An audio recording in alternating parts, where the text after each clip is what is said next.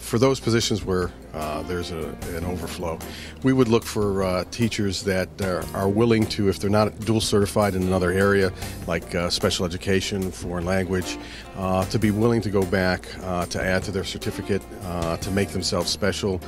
Reading specialists would be another area that in the move for making sure that all kids are proficient readers, particularly when they leave elementary school going to middle or high school.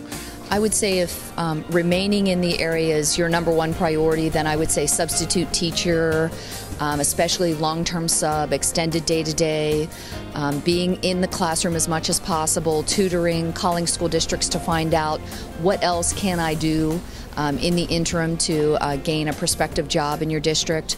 But I would highly suggest that teachers consider moving out of the area and getting experience. My district hires quite a few teachers with out-of-state experience. Keeping the Pennsylvania certificate active while they're out of state also is very helpful.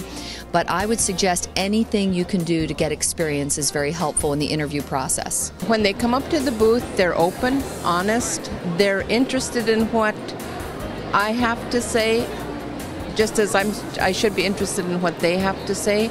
Because I'm from Alaska, it's a very different experience that they're going to get anywhere else, and I want them to know that they're going to get into something very different, and I want them to be interested in that. But mainly, I'm looking to see that they're interested in teaching and kids rather than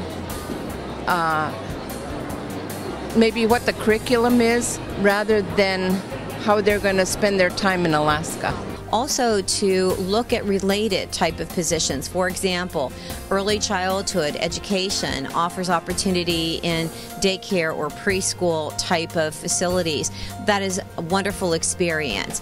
Also too, Catholic schools or charter schools or cyber schools, anything along those lines can also give them related experience before they are able to get an opportunity in the public school district. For people coming to the Philadelphia and other urban districts, we're looking for people who have a lot of energy, who are enthusiastic.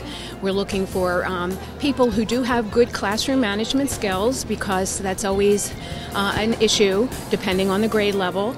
And we're looking for people who are determined and very dedicated teachers, because a lot of our students need a lot of individual attention, a lot of one-on-one. We need people who are up on the current educational practices, a lot of cooperative learning, a lot of differentiated instruction skills, and someone who is there to see it through to the end. We look for enthusiasm. Teachers need to be enthusiastic about the profession, and they need to be enthusiastic in the classroom. We also look for candidates who are really well versed in their content area.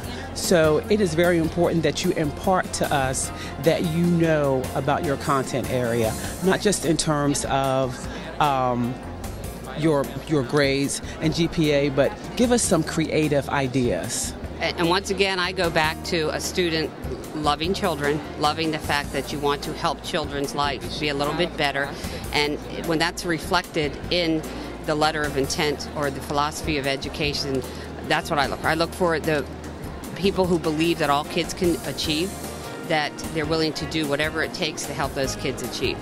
In portfolios, we would value evaluations from school-based personnel, from cooperating teachers, from university-based supervisors, as well as any exemplars that the candidate has put in his or her portfolio relevant to what he or she has done with students in the student teaching classroom. But one of the things we really look for, first of all, is that someone who cares about kids. That's really the most important thing, and if they can demonstrate that they really care about children, what happens to them, and that's the passion they have, that's the top candidate.